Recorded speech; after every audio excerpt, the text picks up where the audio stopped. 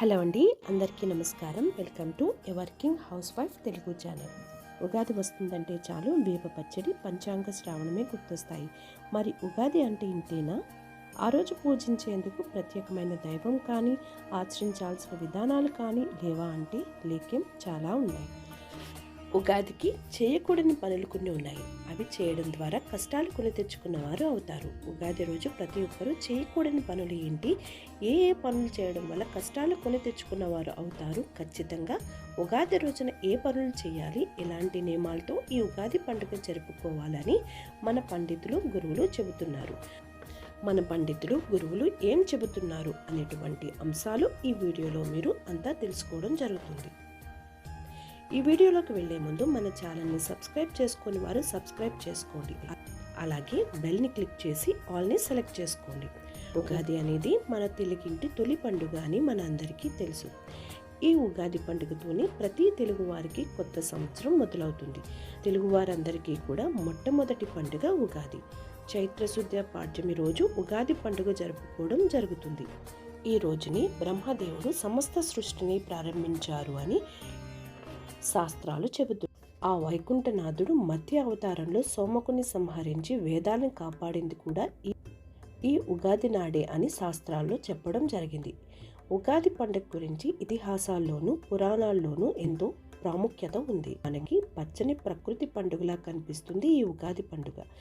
ఉగాది అని పేరు వినగానే మన అందరికీ ప్రకృతి గుర్తు వస్తుంది. ప్రకృతి పరంగా చూస్తే ఉగాది నుండి 3 వారిన చెట్లు అన్నీ చిగురుస్తాయి.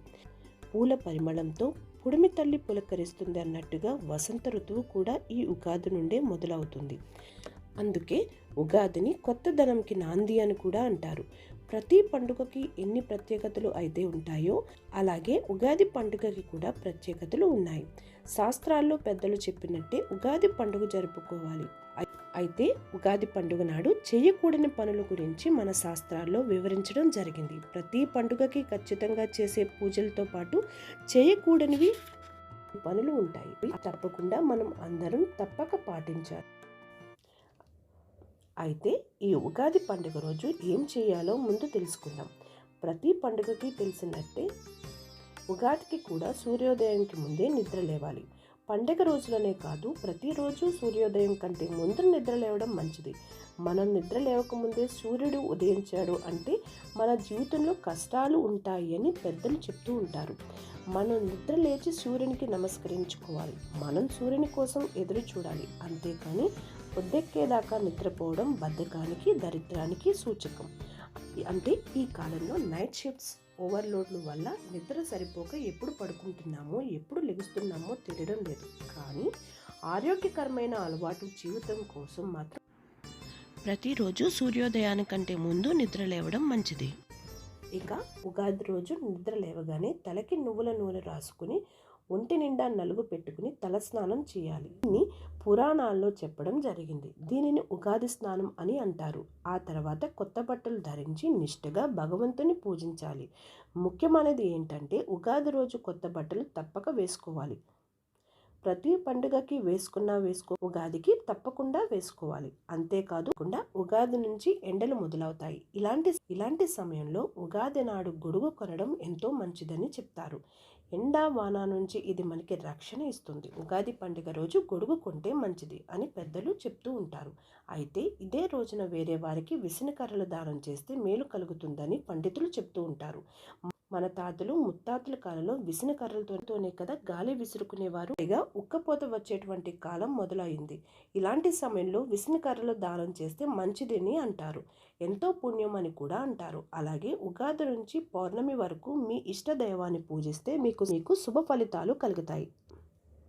చైత్ర శుక్ల పాడ్యమి దినాన బ్రహ్మని పూజిస్తే, శివుడిని విద్య రోజున నిష్ఠగా పూజిస్తే, అలాగే గౌరీ శంకరులను తదియ రోజున, వినాయకుడిని చతుర్థి రోజున, ఇలా ప్రతిరోజు పౌర్ణమి వరకు అందరి దేవుళ్లను నిష్ఠగా పూజిస్తే మనం కోరుకున్న కోరిక తప్పక నెరవేరుతుంది. అలాగే ఖచ్చితంగా ఉగాది రోజు చేయవలసింది ఏంటంటే అందరూ ఉగాది పచ్చడి తప్పకుండా తినాలి. ఈ ఉగాది పచ్చడిలో 6 రుచులు ఉంటాయి. మన జీవితంలో ఎన్నో అనుభవాలు మనం ఎదుర్కొంటాం. కష్టాలు, సుఖాలు అన్నీ మన జీవితంలో ఉంటాయి. మన జీవితంలో ఎలా అయితే అన్ని అనుభవాలు ఉంటాయో దానికి గుర్తుగా ఉగాది పండుగ నాడు 6 రుచుల సమ్మేళనమైనటువంటి ఉగాది పచ్చడిని తినాలి అని పెద్దలు చెప్తారు. అంతేకాదు ఉగాది పచ్చడిని తింటే ఆరోగ్యాలతో వర్ధిల్లుతాం. అంతేకాదండి, ఉగాది నుంచి కాలం మారుతుంది. మారిన కాలం వల్ల మనకి ఎలాంటి ఆరోగ్య సమస్యలు రాకుండా ఈ పచ్చడి మనల్ని ఆరోగ్యకరంగా ఉంచుతుంది.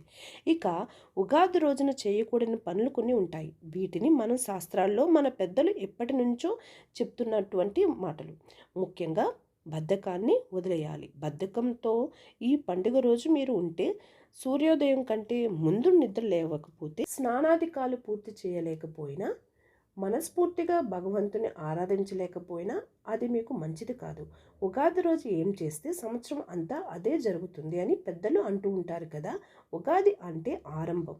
అంటే సంవత్సరం మొదటి రోజు మీరు బద్ధకంగా ఉంటే సంవత్సరం అంతా అలానే ఉంటారు. కాబట్టి ఉగాది రోజులు అస్సలు బద్ధకంగా ఉండకూడదు. అలాగే ఈ పండుగ నాడు ఆల్కహాల్ తీసుకోవడం, సిగరెట్ తాగడం, మాంసాహారం భుజించడం లాంటివి చేయకూడదు. అలాగే విస్మరించకూడని అంశం ఏంటంటే పంచాంగ శ్రవణం. దక్షిణ ముఖాన కూర్చుని పంచాంగ శ్రవణం చేయకూడదని అంటారు. ఇలా చేస్తే లక్ష్మీదేవి అనుగ్రహం మీ మీద ఉండదు అని పురాణాల్లో చెప్పబడింది. కావున ఎట్టి పరిస్థితుల్లోని పంచాంగ శ్రవణాన్ని దక్షిణ ముఖాన కూర్చుని చేయకండి. అలాగే తప్పకుండా పంచాంగ శ్రవణం వినండి. అది ఎలాగైనా కానీ దేవాలయంకి వెళ్ళి అక్కడ పంతులు గారు చెప్పే పంచాంగ శ్రవణం, లేదంటే టీవీలో యూట్యూబ్లో లైవ్ వచ్చేస్తున్నాయి కదండి, అలా అయినా వినండి.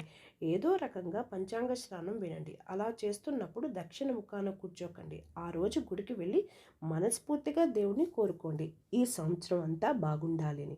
అలాగే ఈరోజు మీరు చేసేటువంటి దానం మీకు ఎంతో మేలు చేస్తుంది. ఎందుకంటే ఉగాది పండుగ నాడు మనం ఏదైనా మంచి పని చేసినా, లేక ఏదైనా ఆరోగ్యకరమైన పని చేసినా ఆ సంవత్సరం అంతా అదే అవుతుంది అని మన నమ్మకం కదండి. ఉగాది రోజు బద్ధకంగా ఉండకూడదు. దానివల్ల ఇయర్ అంతా యాక్టివ్గా ఉంటాం. అలాగే ఈరోజు మీరు చేసేటువంటి దానం మీకు ఎంతో మేలు చేస్తుంది. ఎందుకంటే ఉగాది పండుగ నాడు మనం ఏమైనా మంచి పని చేసినా, లేక ఏదైనా ఆరోగ్యకరమైన పని చేసినా ఆ సంవత్సరం అంతా అది కలుగుతుంది అని మనం నమ్ముతాం కదా. ఉగాది రోజు బద్ధకంగా ఉండకూడదు. దానివల్ల ఇయర్ అంతా యాక్టివ్గా ఉంటాం అని నమ్ముతాం కదా. అలాగే మనం ఏదైనా దానం చేస్తే దాన్ని తీసుకున్న వారు మనస్ఫూర్తిగా మనల్ని ఆశీర్వదిస్తారు. ఆ దీవెనలు కూడా సంవత్సరం అంతా ఉంటాయి కదా. అలా సంవత్సరం అంతా ఆశీర్వాదాలు మనపై ఉంటే భగవంతుని ఆశీర్వాదం కూడా మనపై ఉంటుంది. మన జీవితం సుఖమయం అవుతుంది. ఇంకా ఎందరికో మనం సహాయం చేయగలిగే స్థితికి మనం చేరుకుంటాం. కాబట్టి మీకు తోచినది ఏదైనా సరే, డబ్బు రూపేనా, వస్తు రూపేనా ఏదో ఒక రకంగా సహాయం అందించండి. మీ చుట్టుపక్కల ఎవరైనా ఉగాది పచ్చడి చేసుకొని వారు ఉంటే వారికి కాస్త పచ్చడిని ఇవ్వండి. చదువుకునే పేద విద్యార్థులకు సహాయం చేయండి. మీకు తోచినది ఏదైనా సరే చేయగలిగినంత వరకు ఇతరులకు సహాయం చేయండి.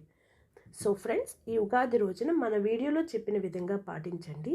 ఆ భగవంతుని కరుణా కటాక్షాలు పొంది మీరు అంతా ఎప్పుడూ సుఖ సంతోషాలతో ఆరోగ్యాలతో ఆనందంగా ఉండాలని కోరుకుంటున్నాను. మరొక ఆసక్తికర వీడియోలో మళ్ళీ కలుద్దాం. వీడియో నచ్చితే లైక్ చేసి కమెంట్ చేయండి. అలానే మీకు తెలిసిన వారికి షేర్ చేసి ఉగాది విశిష్టత తెలుసుకునేలా చేయండి. నమస్కారం.